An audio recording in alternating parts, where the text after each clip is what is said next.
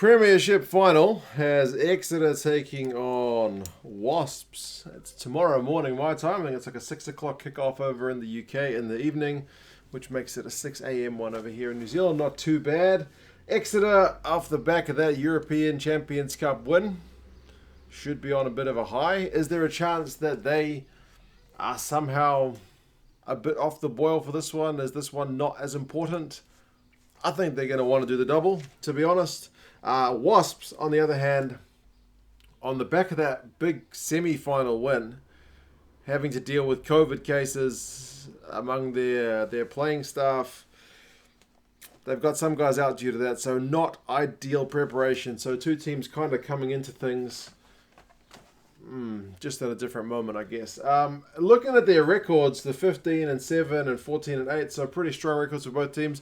I never followed the Premiership enough to get a feeling for exactly which games are kind of like legit drop games. Like when I look back at these two teams' one-on-one results, like they played back in December last year, which feels like an absolute lifetime ago, and Exeter got the job done 38 points to 3. Pretty solid victory.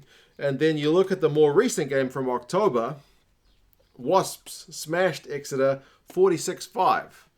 However, it only takes a quick look at the lineups of that 46-5 result and the timing with the European Champions Cup to think Exeter only had one player in that 46-5 defeat in their starting 15 that starts in the game tomorrow.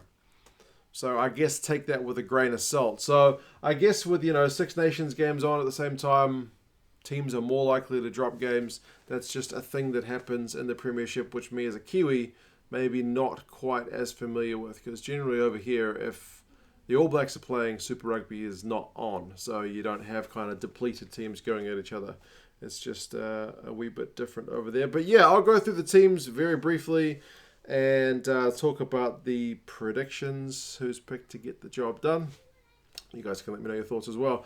Exeter's side looks pretty similar to the one that played Racing 92 not that long ago. I think O'Flaherty is the only guy who's not playing from the actual 23.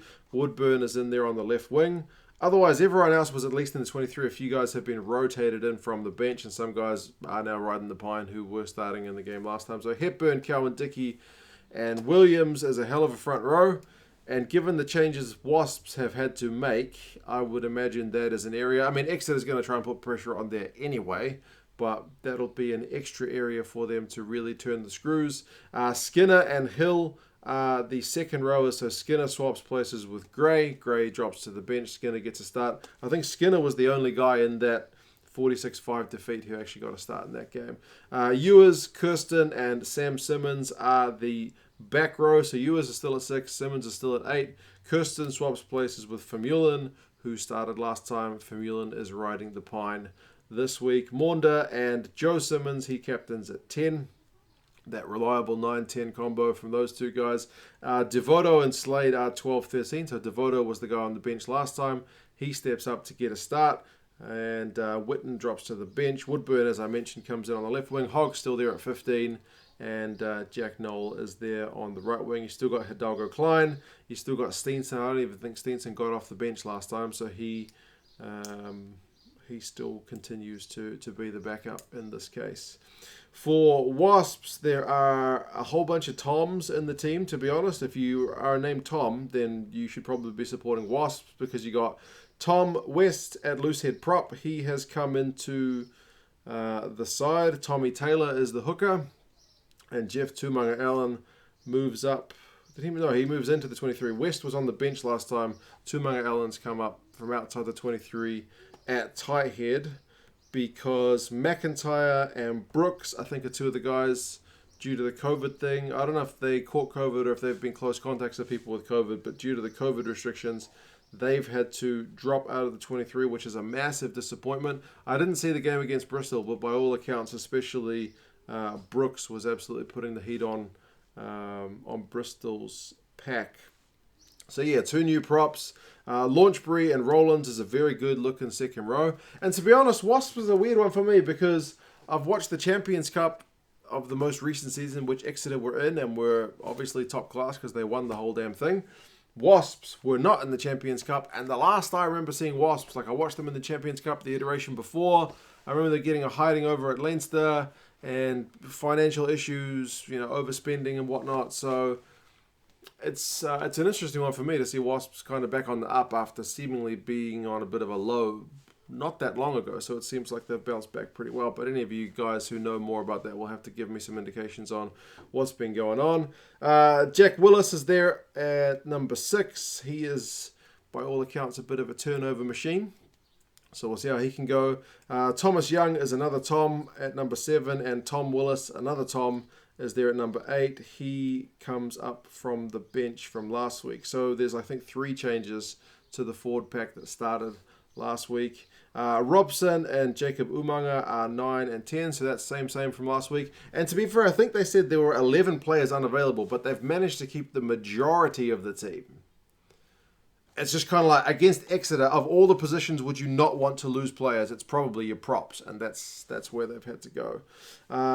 Jimmy Gopeth is at 12, and Juan de Jong is there at 13, so he's come into the side after not making the 23 last week. And he's a good replacement for Fikitoa, who injured himself scoring that try. But still, you'd probably rather have Fikitoa, to be fair. But yeah, I haven't seen Jimmy Gopeth play 12 before, but he's played 12 last week, so I'm assuming maybe he's been doing that a bit up north. But yeah, I don't think I've seen it. Bassett, Kibrigi, and Minozzi are the back 3. Kibrigi's been a bit of a try-scoring machine and like just absolute danger man from all the highlights I've watched. Because like I said, I don't pay enough attention to the competition. I have to go to work, unfortunately. But yeah, from what I've seen of them, looks like very dangerous. Sopwonga's moved in onto the bench. Morris has also moved in onto the bench. Otherwise, the bench is pretty much the same as last week. Likewise, Exeter's bench, Yandel, Moon, Francis, another Tom Francis there. So pretty settled. Barbary is also not in the matchday 23 due to COVID. I think Brad Shields as well. So I think it's at least 5 players who were in that semi-final winning squad for Wasps are not in the 23 for one reason or another. So certainly more settled on Exeter's side. We'll see how that makes a difference in this one. Just credit to the people for getting this game to go ahead, because, it's a very difficult situation, especially logistically. So yeah, the fact that the game's still going ahead, they didn't have to call up Bristol to replace Wasps. That's good news for the Wasps boys to give it a crack. They should be hungry for it, and they're definitely going to be the underdogs, so we'll see how fired up they are. And I can't imagine Exeter taking their foot off the gas, but you never know. The bookies over here in New Zealand have got Exeter winning this pretty comfortably. They're saying 12 points. Rugby Forecast algorithm, which if you know anything about it, it doesn't look at players. It looks at results by teams. Like home, away, neutral venue, that kind of thing. It's got it a bit tighter. It's saying Exeter by 3. But if you're taking into account replacement props,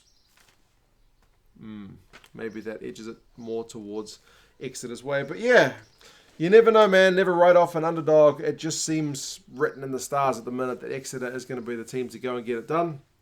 Let's hope it's a tight game. Both the games, as I said, 38-3 and 46-5. The recent times these teams have met has not been close at all. So for a final, for the spectacle, let's hope it is a wee bit closer than that. But yeah, you guys closer to the game will have to give me some more insights. How do you reckon this one is going to go? Are we going to see Exeter's kind of quick tap plays 5 meters out, which I have learned in recent times is a very common thing for them to do? Wasps, I saw some of their try scorers last week. Minozzi got on the board, Fikitoa got on the board. They've got some very dangerous backs. It's just whether their forwards can front up, we'll see. But yeah, you guys let me know your thoughts, and I'll talk to you again soon. See you later.